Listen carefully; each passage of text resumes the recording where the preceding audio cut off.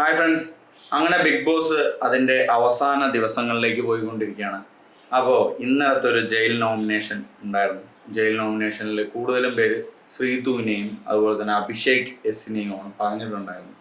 അപ്പോൾ അഭിഷേക് എസ് ഒക്കെ ഒരുപാട് അത് ഭയങ്കര സീരിയസ് ആയി എടുക്കുന്നു. ഭയങ്കരമായിട്ട് എന്താ പറയുക, ഒഫൻസീവായിട്ട് എടുക്കുകയാണ് ആളുകൾ നോമിനേറ്റ് ചെയ്യുന്ന സമയത്ത്.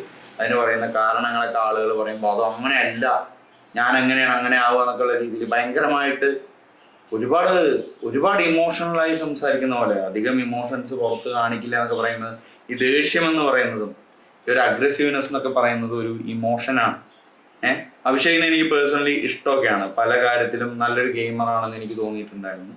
നല്ല രീതിക്ക് പോയിക്കൊണ്ടിരിക്കുന്ന ഒരു പ്ലെയറാണ്. പക്ഷെ ഇടയിൽ എവിടെയോ ഒന്ന് സ്ട്രക്കായിട്ട് ഇത്തിരി സൈലന്റ് ആയതുപോലെ എനിക്കും തോന്നിയിട്ടുണ്ടായിരുന്നു.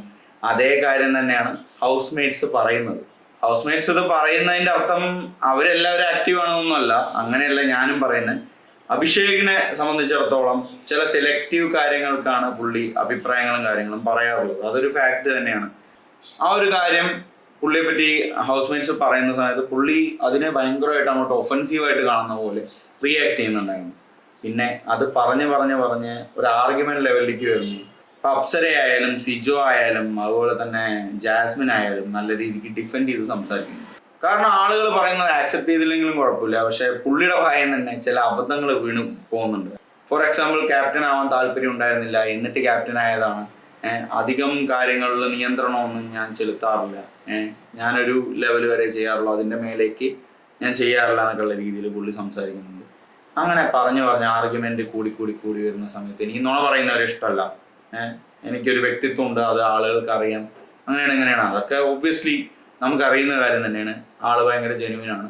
ആള് ഇമോഷൻസ് വെച്ച് ഡ്രാമ കളിക്കാനോ അങ്ങനെയൊന്നും നിൽക്കില്ല. ബാക്കിയുള്ളവർ ചെയ്യുന്നത് ഡ്രാമയാണെന്നല്ല, പുള്ളി അധികം അതിനെ വെച്ച് വേറൊരു നേട്ടം ഉണ്ടാക്കുന്ന രീതിയിൽ പുള്ളി ഒന്നും ശ്രമിക്കാറില്ല. പുള്ളി ആ ഒരു വൈബിൽ തന്നെ പോയി ആ ഒരു നോർമൽ ആയിട്ടുള്ളൊരു ബിഹേവിയറിൽ തന്നെ പോയിട്ട് നിൽക്കുന്ന ഒരാളൊക്കെയാണ്. ആ ഒരു കാര്യത്തിലൊക്കെ ഞാൻ പുള്ളിയെ റെസ്പെക്ട് ചെയ്യുന്നു. പുള്ളിയുടെ പല എക്സ്പീരിയൻസും പുള്ളിയെ അങ്ങനെ ആക്കി തീർത്തതായിരിക്കാം. അതിലും നമുക്കൊന്നും പറയാനില്ല, അതെല്ലാം നമ്മൾ റെസ്പെക്ട്. പക്ഷെ ഇന്നലെ ഉണ്ടായ ഒരു സംഭവം എന്താണെന്ന് വെച്ച് കഴിഞ്ഞാൽ, ഭയങ്കരമായിട്ട് ഇവര് ഒഫൻസീവായി എടുത്ത് ഭയങ്കരമായിട്ട് അങ്ങോട്ട് ഷൗട്ട് ചെയ്ത് തൊണ്ടയൊക്കെ കാറി നിലവിളിക്കും. എന്തിന്? സിജോ സംസാരിക്കുന്ന സമയത്ത് കൂളായി അപ്പുറത്തൊന്ന് സംസാരിച്ചാൽ മതി. അത് ചെയ്യാതെ ഇപ്പോൾ നാവില്ലേ എന്നൊക്കെ ആരൊക്കെ പറഞ്ഞു എന്നൊക്കെയുള്ള രീതിയിൽ ഒരുപാട് പറയുന്നുണ്ട്. അങ്ങനെ സ്വന്തം അച്ഛൻ തന്നെ ആ ഒരു ഫാമിലി ഇവന്റിൽ വന്നിട്ട് പറയുന്ന ഒരു കാര്യമാണ്, എല്ലാ കാര്യത്തിലും ഇടപെടണം, അടി ഉണ്ടാക്കണം എന്നൊക്കെ പറയും. അടി ഉണ്ടാക്കണം മീൻസ് അഭിപ്രായങ്ങൾ ഷെയർ ചെയ്യണം എന്നുള്ള രീതിയിൽ. അപ്പോൾ പുള്ളി ഡിഫെൻഡ് ചെയ്യുന്നത് ഇങ്ങനെയാണ്, ഞാൻ അവരോട് സംസാരിച്ചിട്ടുണ്ട്, ഇതിനെപ്പറ്റി ഹെൽത്തി ടോക്ക് ഉണ്ടായിട്ടുണ്ട്, സായിയോട് സംസാരിച്ചിട്ടുണ്ട്, അതുപോലെ തന്നെ ജാസ്മിനോട് സംസാരിച്ചിട്ടുണ്ട്, അതൊരു ഹെൽത്തി ടോക്ക് ആയിരുന്നു എന്ന് ജാസ്മിൻ പറഞ്ഞ് കൈതന്ന് വിട്ടാക്കിയിട്ടുള്ളതാണ് എന്നൊക്കെ പറഞ്ഞു. ഒടുവ് ജാസ്മിനായിട്ടുള്ള ഒരു ആർഗ്യുമെന്റ് കഴിഞ്ഞ് ഇതൊന്ന് എൻ്റെ ആവുന്ന രീതിയിൽ വരുന്ന സമയത്ത് ശ്രീതുവിനെ അല്ല അഭിഷേകിനെയാണ് ജയിലിലേക്ക് അയക്കുന്നത് എന്നുള്ളത്. രണ്ടാമതൊരു വോട്ടിംഗ് നടക്കുകയാണ്. രണ്ടുപേരും സെലക്ട് ചെയ്തതിന് ശേഷം വീണ്ടും ഒരു വോട്ടിംഗ്. അതിൽ ശ്രീതുവിനെ പറഞ്ഞവരെല്ലാം ശ്രീതുവിനെ തന്നെ പറയും, ജാസ്മിൻ മാത്രം ശ്രീതുവിനെ പറഞ്ഞതിനെ മാറ്റിയിട്ട് അഭിഷേകിനെ പറയും. എന്നിട്ട് ഈ റീസണും കാര്യങ്ങളൊക്കെ പറയും. പിന്നെ ഗബ്രിയുടെ കാര്യം പറഞ്ഞിട്ടാണ് അഭിഷേക് ജാസ്മിനെ ഡിഫെൻഡ് ചെയ്യാൻ നോക്കിയത്. ഗബ്രിയോട് നീ പറഞ്ഞതെല്ലാം സത്യമാണോ? ഗബ്രിയോട് നീ ഒന്നും ഒളിച്ചു വെച്ചിട്ടില്ലേ? ഗബ്രി ആയാലും ശരി ജാസ്മിൻ ആയാലും ശരി പുറത്തു പോയാൽ കഴിഞ്ഞു. പിന്നെ പുള്ളിയുടെ ഡിസ്കഷൻ അവിടെ വരേണ്ട കാര്യമില്ല. ബിഗ് ബോസ് എന്ന് പറയുന്ന ഷോയിൽ നിന്നും എന്നേക്കുമായിട്ട് പുറത്തു പോയ ആരായാലും, അത് ഗബ്രി ആയാലും ജാസ്മിൻ ആയാലും വേറെ പഴയ പല കണ്ടസ്റ്റൻസ് ആയാലും പുറത്തു പോയതാണ്. പിന്നെ ആ ഫിനാലേക്ക് വരുന്ന സമയത്ത് ഒന്ന് വന്നിട്ട് മോൻ കാട്ടിയിട്ട് പോവാം, അത്രേ ഉള്ളൂ. പിന്നെ വല്ല പ്രോഗ്രാമിലൊക്കെ വന്നിട്ട് പോവാം, അത്രേ ഉള്ളൂ. ബിഗ് ബോസിൽ പിന്നെ ഷോ ഒന്നുമില്ല. പുറത്തു പോയാൽ കഴിഞ്ഞു. പിന്നെ ആളുടെ പേര് വെച്ചിട്ടും അങ്ങനെ ഇങ്ങനെ പറയുന്നതിനോട് ലോജിക്കില്ല. ഇപ്പോൾ ഗബ്രി ഇവിടെ ഉണ്ടെന്നുണ്ടെങ്കിൽ പറയാമായിരുന്നു, ആ ഹൗസിൽ ഉണ്ടായിരുന്നു എന്നുണ്ടെങ്കിൽ പറയാമായിരുന്നു. അല്ലാന്നുണ്ടെങ്കിൽ ഗബ്രിയുടെ വല്ല എലമെന്റ്സും ഉണ്ടാവണം, അതും പോയി. ജാസ്മിൻ്റെ ഉപ്പ വന്നിട്ട് അതും കൊണ്ടുപോയി, ഫോട്ടോ ആയാലും മാല ആയാലും എല്ലാം കൊണ്ടുപോയി. ആ ഒരു ബോട്ടിൽ മാത്രമാണ് ഇനിയിപ്പോൾ അവിടെയുള്ളൂ, വേറെ തേങ്ങിയില്ല. അതിനുശേഷം ജാസ്മിൻ നന്നായിട്ട് മാറിയിട്ടുണ്ട്. അതിനുശേഷം നല്ല രീതിക്ക് തന്നെ ഇൻഡിവിജ്വലായിട്ട് തന്നെ അല്ലെങ്കിലും കളിക്കുന്നേ. ഗബ്രി പോയാലും ടാസ്കുകൾ വരുമ്പോഴായാലും കാര്യങ്ങൾ വരുമ്പോഴായാലും ആർഗ്യുമെന്റ്സ് വരുമ്പോഴായാലും അവളുടേതായ രീതിക്ക് തന്നെ കളിക്കുന്നു. ഗബ്രിയോടൊന്നും ഒളിച്ചു വെച്ചിട്ടില്ലേ എന്ന് പറയുന്നതിനോട് എനിക്ക് വലിയ യോജിപ്പില്ല. ഇന്നലെ ആ ഒരു ഡിസ്കഷനിൽ വരേണ്ട ഒരു ടോപ്പിക് ആയിരുന്നില്ല ആ ഒരു സംഭവം. പുള്ളി എന്താണ് എന്നുള്ളതാണ് ചോദിക്കുന്നത്, പുള്ളി എന്താണെന്നുള്ളതാണ് അവിടെ വാദിക്കുന്നത്. ഇന്നലത്തെ കണ്ടപ്പോൾ എനിക്ക് തോന്നിയത് എന്താണെന്ന് വെച്ച് കഴിഞ്ഞാൽ, മൂപ്പർക്ക് കാര്യമായിട്ട് അങ്ങോട്ട് പിടുത്തം കിട്ടിയില്ലതോ. ഭയങ്കരമായിട്ട് അലച്ച് സംസാരിക്കായിരുന്നു, ഒരു കാര്യമില്ല സംസാരിക്കുകയായിരുന്നു ചെയ്തത്. സിജോ ഇപ്പോൾ ശ്രീതുവിനോട് സംസാരിച്ച അതേ ടോണിലാണ് സിജോ സംസാരിച്ചത് അഭിഷേകിനോട്. പക്ഷേ അഭിഷേക് ഭയങ്കരമായിട്ട് ഒഫൻസീവായിട്ടാണ് അത് എടുക്കുന്നത്. അപ്പോൾ അതിൽ ചില പോയിന്റ്സ് വന്ന സമയത്ത് ജാസ്മിൻ ആയാലും അപ്സര ആയാലും അതിനെ കൗണ്ടർ ചെയ്തു. അതുപോലെ കാര്യമായിട്ടൊന്നും ഒന്നിലും ഇടപെട്ടിട്ടില്ല എന്നുള്ള രീതിയിൽ തന്നെ എല്ലാവരും പറഞ്ഞപ്പോൾ പുള്ളിക്ക് ചിലപ്പോൾ ദേഷ്യം വന്നതായിരിക്കാം ഇതുണ്ടായത്. പക്ഷേ ഈ ഒരു കാര്യം ഗബ്രിയുടെ കാര്യം പറഞ്ഞ് ജാസ്മിനെ ഇപ്പൊ കൗണ്ടർ ചെയ്യാന്ന് പറയുന്നത് വളരെ മോശമായിട്ടുള്ള കാര്യമായിട്ടാണ് എനിക്ക് തോന്നുന്നത്. എന്തെങ്കിലും ഉണ്ടെന്നുണ്ടെങ്കിൽ ഇപ്പൊ പ്രസന്റ്ലി ആ വീട്ടിൽ നടക്കുന്ന കാര്യങ്ങൾ വെച്ചിട്ട് ചെയ്യാം. അങ്ങനെയാണല്ലോ ഈ ഒരു ജയിൽ നോമിനേഷനെ വരുന്നത്. ആദ്യം തൊട്ട് വന്നപ്പോ തൊട്ടേ എന്ന് പറയേണ്ട കാര്യമില്ല. കഴിഞ്ഞ രണ്ടാഴ്ചയിലെ പെർഫോമൻസ്, കഴിഞ്ഞ രണ്ടാഴ്ചയിലെ കാരണങ്ങൾ കൊണ്ടാണ് ജയിൽ നോമിനേഷൻ ചെയ്യേണ്ടത്.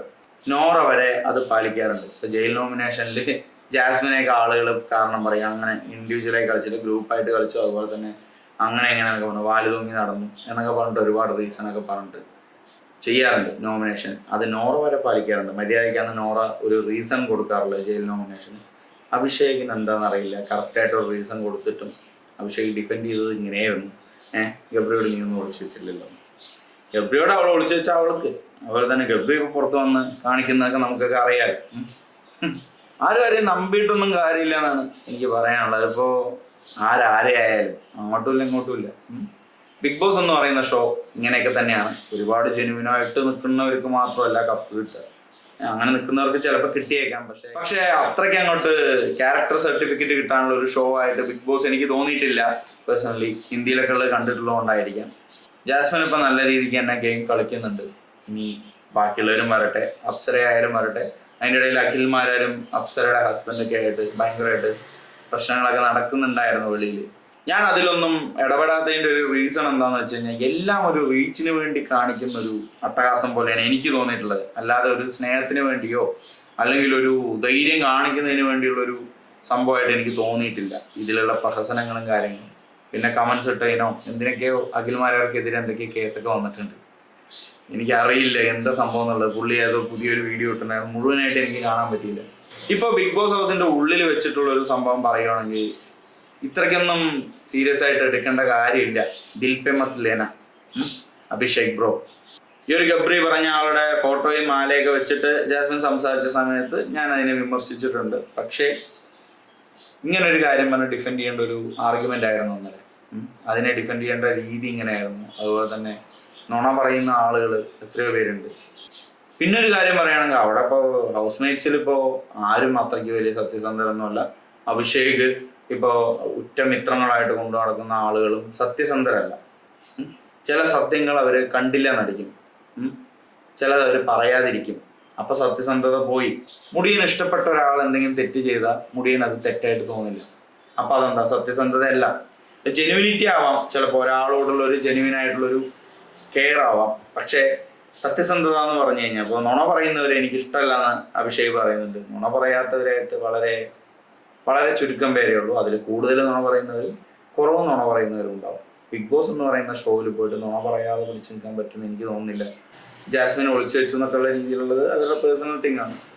ഈ ഒരു ആർഗ്യുമെന്റിലേക്ക് വലിച്ചയക്കാനുള്ള ഒരു സാധനമായിട്ട് എനിക്ക് തോന്നിയില്ല എന്നുള്ളതാണ് ഞാൻ ഉദ്ദേശിച്ചത്.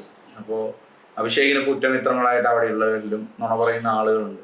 എനിക്ക് അവരെ ഇഷ്ടമല്ല, ഇവരെ ഇഷ്ടമല്ല, എല്ലാവരെയും ഇഷ്ടമല്ല എന്ന് അഭിഷേക് തുറന്നു പറഞ്ഞതിനെ ഞാൻ പ്രശംസിക്കുന്നു. എന്താണെന്ന് വെച്ചാൽ ആ ഒരു ഹൗസിൽ എല്ലാവരും അങ്ങനെയാണ്. എല്ലാവരും ഇഷ്ടപ്പെടുന്ന ആരും അവിടെ ഇല്ല. പക്ഷെ എല്ലാവരോടും സംസാരിക്കും കൂടുതലും ആളുകൾ. നോറയാണ് പിന്നെയും സംസാരിക്കാതിരിക്കുക. അൻസിബ, നോറ, ഇങ്ങനെയുള്ള ഋഷി, ചിലവരെ താല്പര്യമില്ലെങ്കിൽ അങ്ങനെ സംസാരിക്കാതെ പോകുന്ന ആൾക്കാരാണ്. അല്ലാതെ ഇപ്പോൾ ആരപ്പോൾ അവിടെ എല്ലാവരോടും സംസാരിക്കുന്നത്? എല്ലാവരും ഇഷ്ടപ്പെടുന്ന ആളുകളില്ല. സംസാരിക്കേണ്ടി വന്നാലും എല്ലാവരോടും ഇഷ്ടം ഉള്ളവരില്ല. ചിലവരെ മാത്രം സെലക്റ്റീവായിട്ട് ഇഷ്ടപ്പെടുന്ന ആളുകൾ തന്നെയാണ് ബിഗ് ബോസിലല്ല ഈ എൻവിറോൺമെന്റിലും ഉള്ളത്. എല്ലാവരും ഇഷ്ടപ്പെടാൻ എല്ലാവർക്കും പറ്റില്ല. അഭിഷേക് അത് തുറന്നു പറഞ്ഞു, മറ്റുള്ളവരത് തുറന്നു പറയുന്നില്ല, അത്രേ ഉള്ളൂ. അപ്പൊ എന്തൊക്കെയായാലും അഭിഷേകിനെ ഞാൻ സപ്പോർട്ട് ചെയ്യുന്നു. പക്ഷേ ഈ ഒരു കാര്യം ജാസ്മിനെ ഡിഫെൻഡ് ചെയ്യുന്നതിന് ആ ഒരു സംഭവം എടുത്തിട്ട് ശരിയല്ല. അതുപോലെ തന്നെ ഭയങ്കരമായിട്ട് അലയ്ക്കുന്ന ആളല്ല ഞാൻ എന്ന് പറഞ്ഞിട്ട് ഇന്നലെ ഫുള്ള് അലച്ച് തൊണ്ടയൊക്കെ കേടുവരുത്തേണ്ട ഒരു കാര്യം ഉണ്ടായിരുന്നില്ല. മര്യാദയ്ക്ക് സംസാരിച്ചാലും ആളുകൾക്ക് മനസ്സിലാവും. വെറുതെ ഒഫൻസീവാക്കി എടുക്കുകയാണ് ഇങ്ങനെയുള്ളൊരു കാര്യം. അങ്ങനെയായിട്ട് എനിക്ക് തോന്നി. അല്ലാതെ ഇപ്പോൾ അഭിഷേകിനെ പറ്റി ഭയങ്കരമായിട്ട് നെഗറ്റീവായിട്ട് പറഞ്ഞ പോലെ എനിക്ക് തോന്നിയില്ല. ശ്രീധുവിനെ പറ്റി പറഞ്ഞത് എന്താ? ശ്രീധു അങ്ങനെ നിലവിളിച്ചിട്ടല്ലല്ലോ പറയുന്നത്. ശ്രീതു അത് എൻ്റെ രീതിയാണ്, അത് എൻ്റെ ഗെയിം പ്ലാൻ ആയിരിക്കും, അതെനിക്ക് പറയേണ്ട കാര്യമില്ല. അങ്ങനെ നല്ല ഹെൽത്തിയർ വേയിലാണ് ശ്രീതു പറയുന്നത്. ഇപ്പം കിടന്ന് അലയ്ക്കുവാണ്. അതിൻ്റെ കൂടെ തന്നെ പറയുന്നുണ്ട് എനിക്ക് അലച്ച് പറയേണ്ട കാര്യമില്ല, എനിക്ക് ബാക്കിയുള്ളവരെ പോലെ അലച്ച് സംസാരിക്കാൻ ഇഷ്ടമല്ല എന്നൊക്കെ പറയുന്നുണ്ട്. അച്ഛനോടും അത് തന്നെയാണ് പറഞ്ഞത്. ഇനിയിപ്പോൾ കണ്ടന്റുകൾ വരുമായിരിക്കാം, ഇത്തിരിയും കൂടി സ്ട്രോങ് ആയിട്ടുള്ള ഗെയിംസും കാര്യങ്ങളും വരും, ഇത്തിരി കൂടി ആളുകളെ തമ്മിലടുപ്പിക്കുന്ന രീതിയിലുള്ള സാധനങ്ങളായിരിക്കും ഇനി വരാൻ പോകുന്നത്. ഇപ്പം തന്നെ ഈ എനർജിയൊക്കെ വേസ്റ്റ് ചെയ്താൽ, ഈ ചെറിയ കാര്യത്തിൽ ഒരു നോമിനേഷനൊക്കെ ഇത്രത്തോളം എനർജി വേസ്റ്റ് ചെയ്ത് കഴിഞ്ഞാൽ ഭയങ്കരമായിട്ട് അത് നെഗറ്റീവായിട്ട് ബാധിക്കുന്ന എനിക്ക് പറയാനുള്ളൂ. ഇപ്പം തന്നെ ഇതൊക്കെ കാണിച്ചു കഴിഞ്ഞാൽ പിന്നെ അപ്പം എന്ത് കാണിക്കും? അപ്പം എന്ത് സ്പിരിറ്റാണ് കാണിക്കാൻ പോകുന്നത്? ഒരു ലെവൽ കഴിഞ്ഞാൽ കഴിഞ്ഞില്ലേ, കാറ്റു പോകും. പിന്നെ ഒരു തേങ്ങയും ചെയ്യാൻ പറ്റില്ല. അപ്പോൾ നിങ്ങളുടെ അഭിപ്രായങ്ങളും നിർദ്ദേശങ്ങളും കമൻറ്റ് സെക്ഷനിൽ അറിയിക്കുക. ഗെയിം എങ്ങോട്ടാണ് പോകുന്നത്, നല്ല രീതിക്ക് പോകുന്നുണ്ടെന്ന് നിങ്ങൾക്ക് തോന്നുന്നുണ്ടോ ഇല്ലയോ എന്നുള്ളത് കമൻറ്റ് സെക്ഷനിൽ അറിയിക്കുക. നിങ്ങൾ ആരെയാണ് സപ്പോർട്ട് ചെയ്യുന്നത് എന്നുള്ളതും ടോപ്പ് 5 നിങ്ങളുടെ അഭിപ്രായത്തിൽ ആരൊക്കെയാണ് വരാൻ സാധ്യതയുള്ളത് എന്നുള്ളത് കമൻറ്റ് സെക്ഷനിൽ അറിയിക്കുക. ഓക്കെ, അപ്പോൾ അടുത്ത വീഡിയോയിലൂടെ വീണ്ടും കാണാം. നന്ദി, നമസ്കാരം.